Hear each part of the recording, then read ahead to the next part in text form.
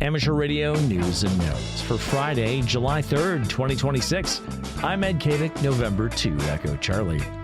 In the log this week, we've got a contest spotlight for the SAQ Worldwide VHF contest happening July 4th and 5th. Also, we'll talk about SAQ Grimeton Alexander Day, a very low-frequency broadcast happening on July 5th. Also, the REF Tour de France Special Event Station, July 4th through 26th, 2026, and also August 1st through 9th, 2026. We'll remind you about the 13 Colonies Special Event Station continuing until July 7th. We'll also do a recap of MVARC's ARRL Field Day. We'll also talk about some MVARC Nets on the air, see what's happening with DX, get a solar activity update, talk about some upcoming contests, and take a look at interesting online radio content. As always, links to all the reference content can be found in the show notes or at our Substack at mvarc.substack.com. This weekend brings the SAQ Worldwide VHF contest. The fun starts at 1400 UTC on Saturday, that's 10 a.m. Eastern Time, and ends at 1400 UTC on Sunday, also 10 a.m. Eastern Time. The objective for the contest is for, quote, amateurs around the world to contact as many amateurs as possible in the contest period to promote VHF and allow VHF operators the opportunity to experience the enhanced propagation available at this time of year, and for interested amateurs to collect VHF Maidenhead grid locators for award credits. All frequencies on the 6-meter and 2-meter bands may be used as permitted by the operator's license, and stations may be worked once per band. This is the single sideband CW and FM weekend, so only those, quote, analog modes are permitted in this edition of the contest. The exchange is the Maidenhead grid locator, so FM 18 for me in Northern Virginia. Signal reports are not required and should not be included in the logs. Multipliers are the different grid locators worked on each band. Grid locators count once per band unless you're a rover station, and then you can rework grids once you're in a new grid yourself. QSOs are 1 point on the 6-meter band and 2 points on the 2-meter band. Scores are the total QSO points multiplied by the number of grid locators worked. Entry categories include single operator at high, that's up to 1500 watts, low up to 100 watts, and QRP up to 5 watts power levels. Hilltopper, which is a single op category for up to 6 hours of continuous operation at 100 watts, and Rover, which allows up to 2 operators to travel to more than one grid location and signs with Rover or /R, and multi-op with 2 or more operators with only 1 signal per band. Repeater and satellite contacts are not permitted, but spotting assistance is allowed so long as it is not used to confirm a QSO or convey information in the exchange. Self-spotting by APRS by rovers is also permitted. Logs must be submitted by July 10th, 2026 to be eligible for awards, and for more information, including rules and details, visit cqww-vhf.com.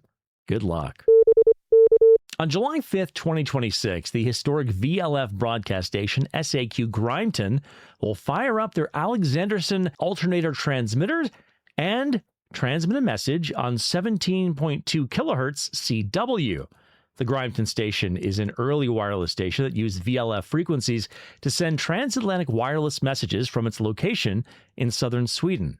The site used a very early transmitting apparatus called an Alexanderson alternator, which use rotating machinery to generate continuous wave signals.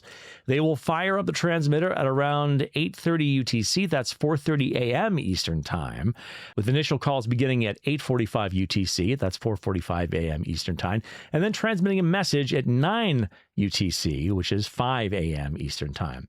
They'll have a second transmission later at the same sequence with 12:30 UTC or 8:30 a.m. Eastern Time, 12:45 UTC or 8:45 a.m. Eastern Time, and having that last message at 1300 UTC or 9 a.m. Eastern Time. There will also be transmissions on amateur radio station SK6 SAQ on 3517.2 kilohertz, 7017.2 kilohertz, 14017.2 kilohertz on CW, and 3755 kilohertz and 7140 kilohertz on single sideband. If you have a receiver that can receive VLF, tune in and see if you can hear the historic transmitter on the air. For more information, visit the links in the show notes. Good luck. Le Tour de France is one of the most well-known cycling events in the world, and the Réseau des Émetteurs Français, or RAF, will be organizing special event stations from July 4th through July 26th for the Le Tour de France, and from August 1st to August 9th for Le Tour de France Femme. Look on the air for the stations with the form of TM, XX, TFR, where XX is the department numbers. For example, TM66 TFR and TM11 TFR to make contact. There is a challenge during the special event where CW contacts count for 5 points, single sideband PSK and RIDI count for 3 points, FT8 and FT4 count for 2 points, and each contact with the stage department counts for 4 points, and each contact with a non-stage department earns 4 points, and each station can be contacted once per day. Just like in the Tour de France, there's a yellow award for those who contact all stage and transited departments, the green award for the best sprinter who contact all stage departments, the polka dot award for the best climber who contact all the departments involving a mountain stage, and the white award for young operators under 25 who participate and finish the challenge. There are a lot of ways to play in the event, so check out their QRZ page for more information and rules. It promises to be a fun way to enjoy the excitement of this year's Tour de France races. Good luck. The 18th annual 13 Colonies special event is underway and continues until Tuesday, July 7th, 2026. As expected, the pileups have already been intense, with many of the special event stations making numerous contacts on the bands. The event has operating stations in each of the 13 original colonies with its own one-by-one call. K2A in New York, K2B in Virginia, K2C in Rhode Island, K2D in Connecticut, K2E in Delaware, K2F in Maryland, K2G in Georgia, K2H in Massachusetts, K2I in New Jersey, K2J in North Carolina, K2K in New Hampshire, K2L in South Carolina, and K2M in Pennsylvania. There are also bonus stations available for GB13COL in the United Kingdom, TM13COL in France, and WM3PEN in Philadelphia. The event is staffed by volunteers in each of the states, and it can be a fun challenge to see if you can get them in the log. If you do find one of the stations, they ask you to give them a spot on DX Summit at dxsummit.fi, which is also a great place to find spots for the stations you need. The event tends to be very active on CW and single sideband, and may also be on Iridian Digital. Activity will be on all bands, including the WARC bands, except for 60 meters. And I hope to make a clean sweep on CW again this year, and always do enjoy the event. Each of the stations has a special QSL card that you can send away for if you make contact, and you can apply for a certificate for the event as well. More information about the event can be found at 13colonies.us. Good luck. The Mount Vernon Amateur Radio Club had a great field day outing last weekend with a lot of QSOs in the log and a ton of fun being had by all. We were graciously hosted this year by the Inova Mount Vernon Hospital, and the bands cooperated, allowing us to make contacts coast to coast and internationally. We also had several members of the community come by to learn about amateur radio. We got some of them on the air as well. We took a break from operating for our field day picnic, where we feasted on delicious pizza and enjoyed each other's company. There was some light rain during the event, but our shelters kept us and our equipment nice and dry. Thanks to everyone who helped to plan the event, those who assisted in the setup and teardown, those who operated during the event, and all those who joined us out in the field. We look forward to doing it all again next year. And now let's talk about some MVARC Nets on the air. We have our 2-meter FM net Tuesdays at 7 p.m. on the repeater. That's immediately followed by our 2-meter digital net on Yaesu System Fusion C4 FM on the same frequency. On the weekends, we've got the MVARC Slow Speed CW Roundtable Saturday and Sunday at 7:30 a.m. on 3.565 MHz CW. And that's followed by the MVARC Cherry Tree net on Saturday and Sunday at 8:30 a.m. on 3.920 MHz lower sideband, where we always have a great conversation, and you're always welcome to join us. And now let's take a look at what is happening with DX. There'll be a lot of DX on the air this week. Stations on the air include French Polynesia, Cameroon, St. Martin, Kyrgyzstan, St. Pierre and Miquelon, Ogasawara, Greenland, Luxembourg, Crete, Benin, and Sardinia. A calendar of DX missions can be found at NG3K's announced DX operation list at ng3k.com. And now let's take a look at a solar activity update. As we go to press, the solar flux index, or SFI, was 203, and the estimated sunspot number was 101, with 3 numbered sunspot regions visible from Earth. Over the last week, the SFI has increased, and solar activity has been at high levels in the last 24 hours. The geomagnetic field has been at quiet levels in the last 24 hours, and the KP index reached 2 yesterday. The solar wind peaked at 389 kilometers a second. Solar activity is predicted to be at moderate levels, with a slight chance of X-class flares today through Sunday.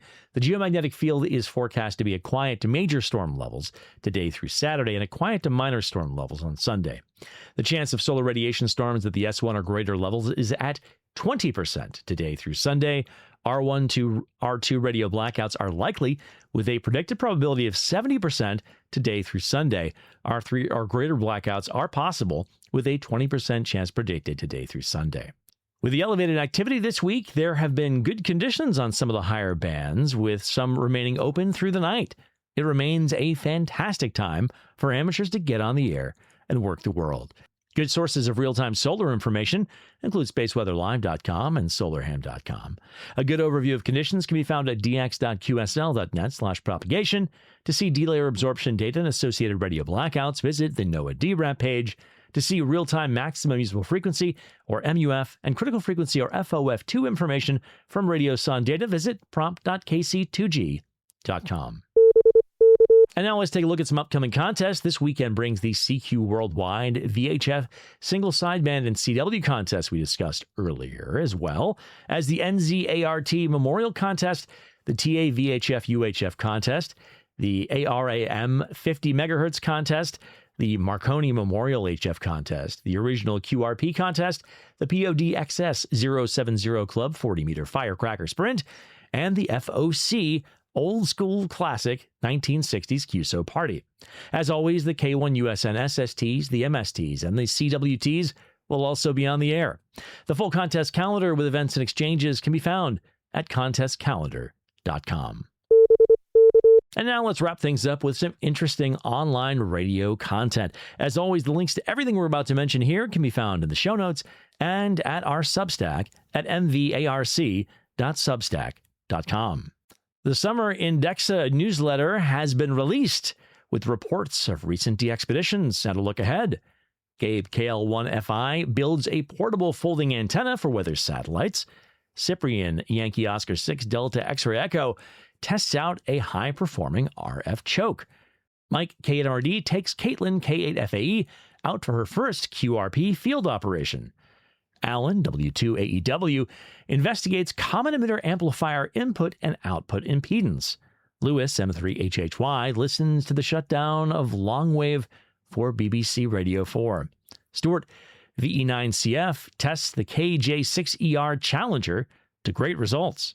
Kevin 2E0 Whiskey Mike Golf operates from Guernsey as 2 Uniform 0 Whiskey Mike Golf. That's part 1 of a series. All of them are good. George VK2 AOE fabricates a microphone connection for his Yaesu FT101E.